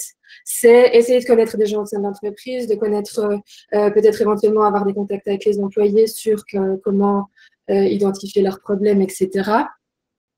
Et puis, quelles sont les différentes situations où ça arrive pour un fondateur d'une entreprise. Les situations de vente se retrouvent quand on cherche son équipe. Quand on a besoin de cofondateurs, c'est déjà notre première vente en tant qu'entrepreneur. Si je suis, moi, CEO ou CTO de mon entreprise parce que je suis quelqu'un tech et que j'ai besoin de quelqu'un focus business, je vais devoir lui vendre mon projet et le faire rejoindre mon projet. Le recrutement est aussi une situation dans laquelle on a affaire au soft selling. Trouver des stakeholders, donc les stakeholders, notamment les investisseurs, et puis finalement trouver les clients. Donc on voit bien que la vente aux clients n'est pas la première situation de vente de l'entrepreneur, et pour avoir du succès, il se retrouve dans différentes situations. Alors on arrive au comment. Comment on fait ça? En network. Et ça, c'est vraiment la chose qui est la plus présente, qu'on m'a le plus dit dans mes formations, à l'université, dans les accélérateurs. Quand moi, j'ai accompagné d'autres entrepreneurs, c'était aussi la question centrale. networker, networker, networker. C'est ça qui va faire que vous allez connaître quelqu'un qui connaît quelqu'un. C'est ça qui va faire que vous avez déjà une relation existante qui est différente, qui est plus personnelle avant d'entamer votre processus de vente, etc. Donc, pour ça, il faut oser. Oser parler à la bonne personne, par exemple, si ça implique parler à quelqu'un qui est le plus haut placé d'une grande entreprise, il faut le faire. Il y a des techniques qui marchent. Les gens sont généralement, quand on est dans une position conseil, comme dans la vente de soft selling, les gens sont généralement très enclins à répondre à vos demandes, si on reste concis. Et bien se mettre en tête quand on network que tout le monde a un potentiel aidant. Donc pour ça, je vais vous donner un exemple de ce qui m'est arrivé récemment. J'étais dans un événement de networking, je rencontre un autre entrepreneur. Ma spécialité dans ce que j'ai travaillé avant était le health tech. Donc, je travaillais avec des entrepreneurs qui faisaient des innovations médicales. Donc, j'ai un réseau assez conséquent au niveau de Los Angeles et la Californie dans ce domaine-là. Puis ensuite, je me suis dirigée dans le transport et la mobilité. Mais bon, dans une discussion où personne ne me connaît, je me présente en tant qu'expert transport mobilité et puis les gens ne connaissent pas forcément mon background. Donc, je rencontre un entrepreneur qui est en health tech, qui fait un logiciel pour des personnes dépendantes et des personnes faibles à domicile, pour les risques cardiaques, peu importe. Et donc, il me parle de son produit qui, forcément, moi, m'intéresse puisque je suis dans le domaine. Et quand je lui ai posé des questions, il m'a répondu « Non, mais tu peux pas vraiment comprendre puisque moi, mes clients sont différents des tiens. C'est des situations complexes, donc je ne vais pas rentrer dans les détails. » Dans ce genre de situation, en fait, on perd des potentielles opportunités. Si on garde en tête que potentiellement tout le monde est un potentiel aidant, on ne va pas faire de rupture de relation avec les gens et on va potentiellement s'ouvrir des portes. Donc, dans un autre scénario, je rencontre ce même entrepreneur, je lui pose des questions puisque je m'intéresse forcément à un domaine que je connais très bien. Il me répond parce que pour créer une relation avec quelqu'un, parce que toute relation est bonne à prendre. Et puis, moi, par la suite, je le connecte aux États-Unis puisque c'était un de ses marchés. Donc, c'est un exemple pour montrer que il y a des potentiels partout, encore une fois. Et il y a un terme qu'ils utilisent aux États-Unis à ce niveau-là, c'est le seeding. C'est-à-dire qu'on plante des graines tout au long de son parcours pour ensuite pouvoir tirer les bonnes ficelles quand on en a besoin au niveau d'un processus de vente une fois que c'est acté. Ça veut dire qu'on fait ce processus-là en amont. On n'a pas forcément tout de suite de produits à vendre, mais on établit des relations qui sont ensuite basées sur la confiance et des gens qui vont être beaucoup plus à même. Quand vous êtes en face d'une entreprise concurrente qu'ils ne connaissent pas du tout, ils sont beaucoup plus à même à vous recevoir. Et ça revient aussi, encore une fois, à la question qu'on a eu précédemment. Comment obtenir un rendez-vous sur place? C'est en connaissant déjà les gens, en connaissant quelqu'un qui les connaît. Ça facilite toujours la prise de temps parce que, comme on a entendu tout à l'heure, le temps est très important. C'est la ressource la plus importante pour vous, mais c'est aussi la ressource la plus importante pour votre client. Donc, il va le faire quand il a une bonne raison de le faire. Donc, voilà, on a abordé les problèmes d'étiquette, pas mettre des étiquettes sur les gens. Tous ces gens-là probablement connaissent d'autres gens. Et ne pas se focaliser sur le besoin immédiat. Parce que quelqu'un que vous rencontrez qui ne peut pas vous aider tout de suite, peut-être pourra par la suite si vous avez un besoin différent. Ensuite, je parle des ressources pour networker. Encore une fois, là, j'ai beaucoup d'exemples. Donc, n'hésitez pas si vous avez quelque chose en particulier que vous voulez, une situation qui est bloquée pour vous ou quelque chose que vous voulez parler plus en profondeur, n'hésitez pas, vraiment, c'est avec plaisir. J'ai des exemples pour absolument tous les concepts abordés. Donc, les ressources pour networker, elles sont infinies et potentiellement pour augmenter, pour agrandir sa pipeline. Donc, il y a en premier lieu les amis, bien sûr, ils vous connaissent déjà, ils vous font confiance, ils connaissent votre éthique de travail, etc. La famille, tous ces gens-là, les amis et la famille aussi ont un réseau personnel et peuvent vous introduire à d'autres gens. Il y a le réseau professionnel, les accélérateurs. Un accélérateur pour y avoir travaillé, leur argument principal d'aide, c'est pas forcément qu'ils vont avoir des meilleurs workshops que quelqu'un d'autre ou quoi que ce soit, c'est qu'ils ont un meilleur réseau. C'est-à-dire que c'est des organisations qui vont pouvoir vous introduire aux gens dont vous avez besoin. Donc ça, c'est des ressources extrêmement importantes, puisque ça vous donne la crédibilité nécessaire pour pouvoir approcher les gens. Et c'est aussi des organisations qui vont vous organiser les rendez-vous pour vous. Et c'est très, très important, puisque, encore une fois, ça vous gagne énormément de temps. Ça vous gagne le temps de trouver la bonne personne, de pouvoir aborder la bonne personne, etc. Donc, une ressource vraiment très, très intéressante pour les startups, les accélérateurs. Bien sûr, les conférences, les initiatives ou les organisations d'accompagnement, les événements de networking. Alors ça, ne pas hésiter. Il y a, aux États-Unis, les gens généralement font minimum un événement de networking par semaine. C'est quelque chose avec lequel ils sont beaucoup plus à l'aise. En tant que Française, moi, en arrivant là-bas, ben forcément, j'avais tous mes a priori négatifs sur le networking. J'avais beaucoup moins d'aisance à parler, etc. On va voir un petit peu après comment affiner son pitch, mais très important, le networking, c'est là où vous faites le plus de rencontres. C'est des ambiances souvent détendues. C'est le soir, c'est autour des apéros et des grignotages, etc. Donc, c'est un endroit vraiment absolument très valuable pour utiliser le mot anglais. Les sites spécialisés et les réseaux sociaux, j'utilise beaucoup LinkedIn, moi. Il faut savoir que, par exemple, dans les recherches d'emploi, 98% des annonces passent par LinkedIn. Donc, les gens ont quasiment tous des profils LinkedIn. Soyez bien à jour, utilisez les messages. Le call messaging marche très bien. Quand les gens voient votre parcours et vous êtes dans le même domaine, c'est aussi des gens qui vont très facilement vous répondre et vous proposer des rendez-vous. Et le call d'email. C'est une autre ressource.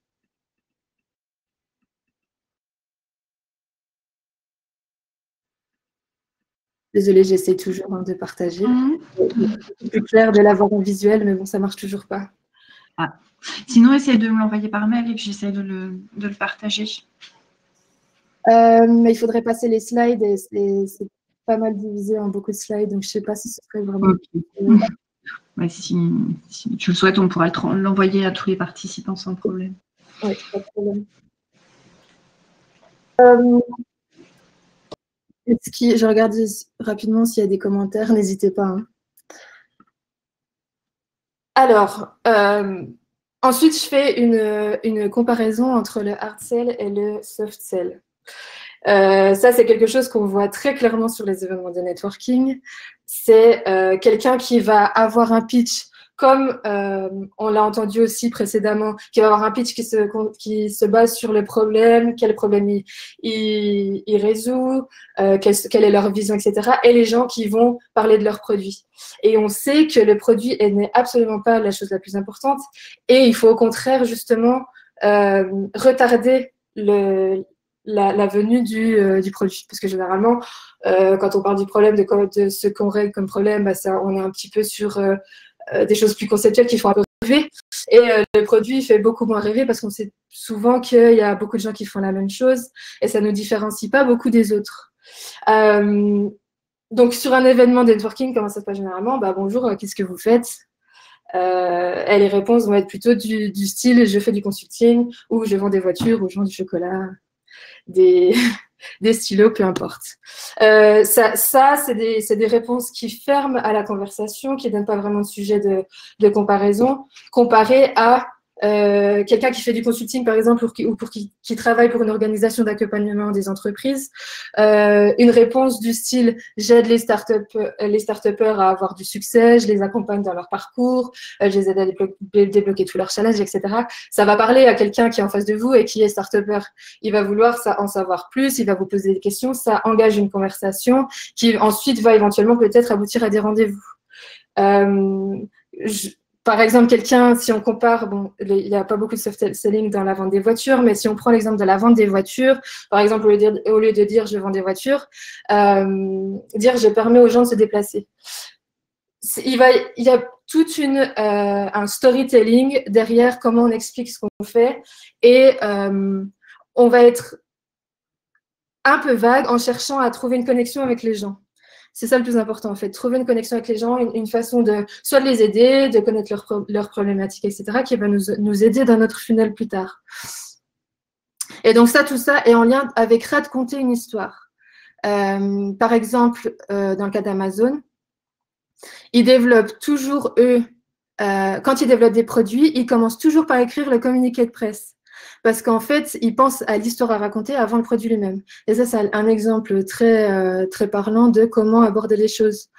Dès le départ, eux, ils pensent à leur storytelling, ils pensent à comment ils vont le raconter. Ça donne le temps à tous les employés de bien être au clair avec l'histoire à raconter, les valeurs qu'ils veulent faire passer par rapport à ça, qui est en lien avec la culture d'entreprise. Je vais essayer de passer quelques... Alors, si vous voulez des idées de comment raconter une histoire et quelles sont les différentes techniques de pitch, je vous conseille de regarder des vidéos de démodé, qui sont des événements où les entrepreneurs qui sont passés par un accélérateur font un pitch public, souvent devant des investisseurs. Ça, c'est des très, très bons exemples. Et on voit que à 100% du temps, ils parlent quasiment pas du produit. Il y a une slide de démo qui dit, bah voilà, à quoi ça ressemble, voilà ce qu'on fait, mais tout le reste est basé sur établir sa crédibilité et expliquer le concept qu'il y a autour, les problèmes, la solution, etc. On a une question de Damien qui demande quels sont les conseils que tu donnerais dans le cas où le décideur n'est pas le bon interlocuteur. Par exemple, d'échanger exclusivement avec un chargé de communication alors que c'est le CEO qui prend la décision finale. Alors, c'est une très bonne question. Ça revient à, comme j'ai mentionné, savoir à qui parler et arriver à atteindre la personne qu'on veut atteindre. Donc, pendant tout le processus, effectivement, il arrive souvent que, en particulier si vous vous adressez à des grosses entreprises, que la personne que vous connaissez ou que vous arrivez à atteindre ne soit pas la personne à qui vous voulez parler. Mais dans les entreprises, c'est assez facile de progressivement se faire introduire. C'est-à-dire que vous établissez une relation avec quelqu'un qui va vous apprécier, qui va vous faire confiance, puisque avec le temps de la relation, va apprendre à vous connaître, votre éthique, etc. Il va ensuite, lui, très volontiers, vous faire une introduction à quelqu'un qui va se rapprocher de la personne que vous visez. Alors ça peut paraître comme des processus très longs, etc. Mais encore une fois, si vous avez anticipé ça et si vous avez ouvert les portes à networker et avoir des relations avec quiconque, vous allez toujours avoir quelqu'un qui est indirectement lié à la personne que vous connaissez. C'est pour ça que le networking est très, très important dans ces situations-là. C'est que vous arrivez beaucoup plus facilement à atteindre la personne que vous voulez. Et donc, pour ça, je vais donner un exemple personnel qui était dans la recherche d'emploi, mais qui est tout à fait similaire à la vente et qui s'applique dans n'importe quelle situation.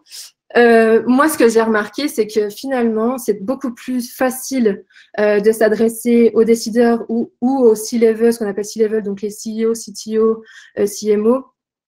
Donc, les plus haut placés et les décideurs des grosses boîtes sont les plus faciles d'accès. Parce que souvent, c'est des gens certes très occupés, mais qui sont plus dans des rôles justement de relationnel. C'est des gens qui vont pas avoir peur pour leur position, c'est des gens qui vont être beaucoup moins en compétition avec vous, et c'est des gens qui vont être aussi moins sollicités pour de la vente directe généralement, contrairement à ce qu'on peut penser. Donc, en cherchant un job, moi j'étais donc à Los Angeles, ancienne infirmière, j'étudie dans une des meilleures facs du pays. Avec mon diplôme, je pensais que en sortant, ça allait suffire pour pouvoir trouver un job. Mais non, c'est extrêmement difficile parce qu'il y a beaucoup de concurrence. Donc, comment j'ai fait pour me démarquer? J'ai choisi le meilleur hôpital de la côte ouest. Et j'ai essayé de connaître des gens au sein de cet hôpital. Et comme je disais, j'ai essayé avec des gens qui n'étaient pas du tout adaptés aux personnes que j'allais pouvoir rencontrer, mais que je pensais qu'ils allaient être plus accessibles, puisque moins haut dans la hiérarchie. Donc, j'ai envoyé pas mal de calls d'email, j'ai essayé de rencontrer des gens, etc., etc. Ça n'a pas vraiment abouti à grand-chose. Et finalement, je me suis dit, bon, j'ai plus rien à perdre. Il faut de toute façon, je veux travailler dans cet hôpital, dans leur département d'innovation. Donc, j'ai contacté directement le CEO. Et c'est un très bon exemple qui montre que, et c'est vraiment ce qui m'a permis de me lancer dans le cold emailing, etc. C'est que j'ai envoyé un email très court et très concis au CEO de cet hôpital qui est un des hommes les plus influents dans ce domaine-là, en lui disant qui j'étais et en lui disant que j'aimerais le rencontrer parce qu'il avait beaucoup de choses à m'apprendre et que j'avais des questions pour lui. Il m'a répondu en quelques heures en me disant bien sûr, pas de problème. Je lui avais demandé 30 minutes, il m'a donné 1 heure de son temps au départ que pour un rendez-vous informationnel. Et ça, c'est une étape qui est très importante. C'est-à-dire que si vous allez voir quelqu'un sans une intention derrière, ils vont beaucoup plus facilement vous ouvrir la porte. Si vous demandez de l'aide à quelqu'un et lui dire, et le positionner comme expert dans son domaine, et vous lui dites que vous avez besoin de lui ou que vous avez besoin de conseils, ça aussi atteint leur fierté. Ils vont être fiers de pouvoir vous aider. Et donc, généralement, les gens vont le faire, ils vont vouloir vous aider. Donc, le premier rendez-vous, c'est soit ce qu'on appelle des office hours, soit des rendez-vous informationnels. C'est juste histoire de se rencontrer, apprendre à se connaître. Et à ce genre de rendez-vous, il faut arriver très préparé, avoir effectivement des questions précises qui vont dans le but final d'apprendre à connaître cette personne-là et d'avoir les informations nécessaires pour ensuite faire votre vente. Et dans mon cas, c'est me vendre moi en tant qu'employé. Quelques mois plus tard, j'étais effectivement activement en train de chercher du travail, je l'ai contacté et puis j'ai fini par travailler dans leur domaine, dans leur département d'innovation, à accompagner leur collaboration avec les innovateurs et les startups. Donc, c'est un exemple qui a eu du succès et qui montre comment on peut effectivement atteindre la personne qui nous intéresse. J'espère que ça répond à la question, sinon n'hésitez pas à remettre des commentaires. Merci. Alors, on arrive au bout du temps, donc je vais juste parler de 2 autres concepts, ou plutôt des mises en garde sur ce qu'on voit beaucoup, notamment dans les accélérateurs quand on accompagne des entreprises. Il y a des fois, parce que quand le soft selling est très à la mode maintenant, c'est quasiment c'est ce qu'on fait le plus. Le hard selling est très mal vu aujourd'hui, donc on cherche beaucoup à comprendre ses clients, à comprendre leurs problèmes, c'est très bien. Et on s'adapte et on est flexible quant à effectivement le cycle, le timing, on s'adapte, on adapte notre comportement, on adapte nos arguments, notre discours, etc. Par contre, une erreur qu'on voit souvent, c'est d'adapter son produit. Et je pense que c'est là sa limite. C'est que si vous faites un produit personnalisé à tous vos clients, bah, vous n'allez pas vous en sortir, déjà de 1, parce que vous allez passer beaucoup plus de temps à travailler sur le produit qu'à travailler à le vendre. C'est très difficile d'être leader sur son marché quand on n'a pas un focus très précis de ce qu'on fait et on le fait bien, on est expert dans ce produit.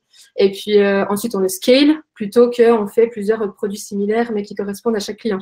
Parce qu'en plus, quand ce client-là, vous n'avez plus, c'est catastrophique puisque vous avez perdu énormément de temps, énormément de ressources. Donc ça, c'est une première chose.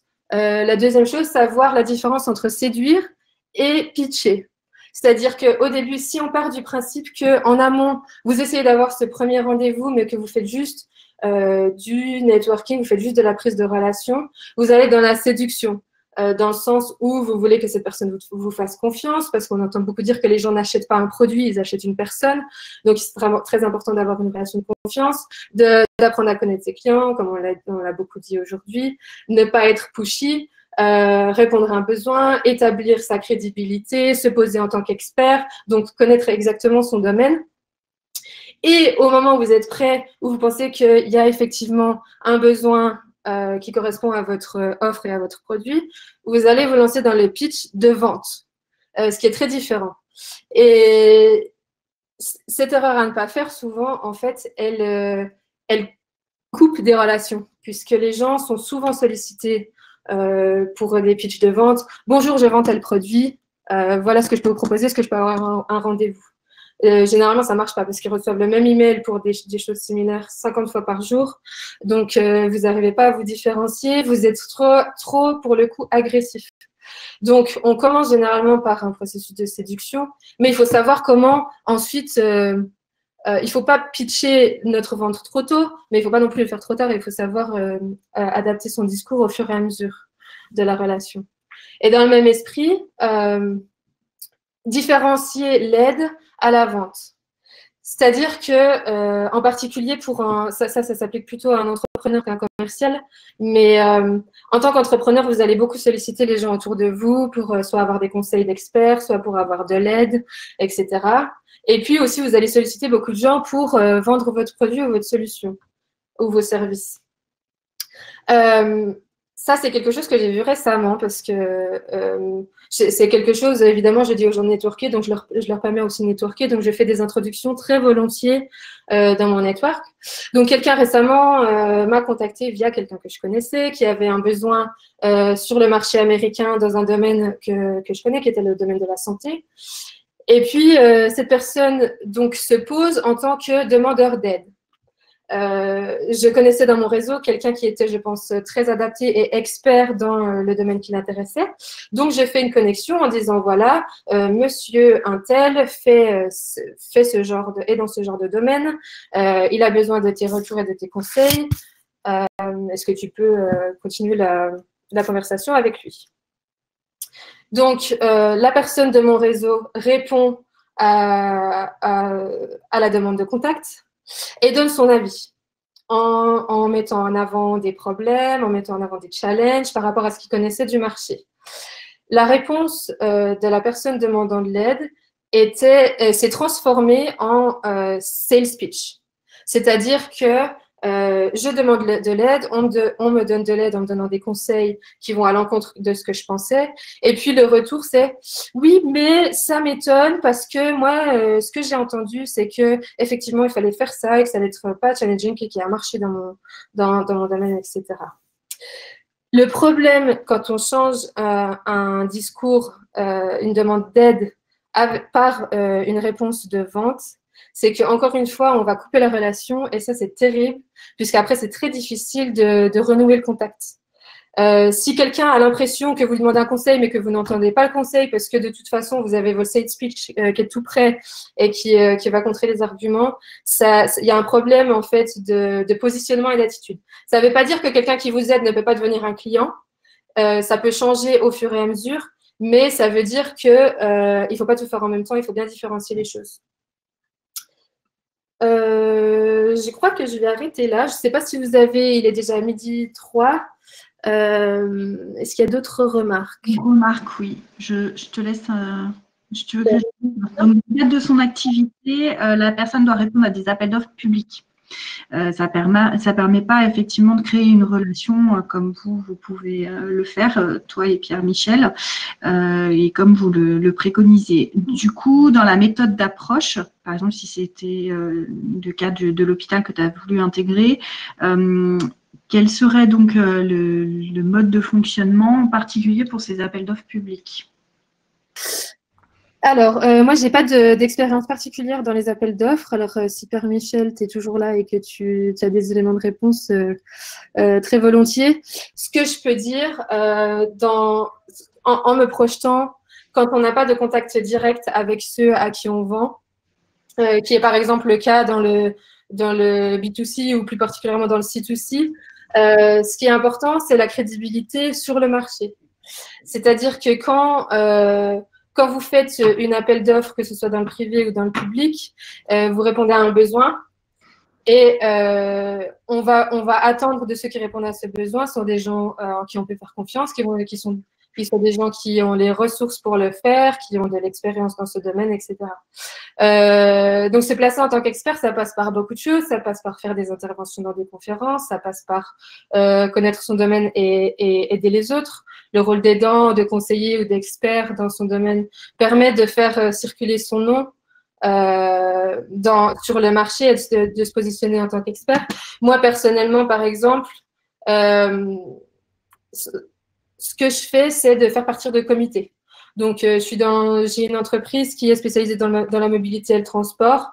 Le World Economic Forum de Genève a un comité d'experts internationaux dans le transport qui œuvre pour l'environnement. Ça correspond exactement à nos valeurs d'entreprise. Donc, je me suis mise comme membre de ce comité-là pour adresser des problèmes de transport internationaux. Donc, c'est en même temps, moi, ça me garde informée de ce qui se passe, ça me permet d'être actrice de ce qui se passe et ça me donne une crédibilité parce que je fais partie d'un comité, d'un organisme international. Donc ça, c'est des choses qu'on peut faire énormément. Je fais partie de plusieurs comités, donc ça peut être aussi une solution. Donc Pierre-Michel, tout à fait d'accord avec toi. Il faut travailler pour les appels d'offres à sa notoriété sur le marché. Exactement. Et ça revient à être expert de son domaine et être focus. Et ça, c'est un élément central. C'est que si vous êtes très focus, et ce qui est très difficile à faire parce qu'on a beaucoup, on peut être tenté de faire beaucoup de choses de marcher par opportunité. On peut être tenté de faire ça, mais vous allez vous faire passer l'opportunité de devenir le leader. Et ça, je pense que c'est vraiment la différence entre vouloir vendre un produit pour faire suffisamment d'argent pour vivre et vouloir s'installer sur le marché en tant qu'expert et leader. Et pour faire ça, il faut avoir un focus, il faut faire des choix difficiles, des choix peut-être qui ne vont pas marcher, il va falloir pivoter. Ça, c'est pas grave, mais il faut faire des choix. Merci beaucoup à tous les deux.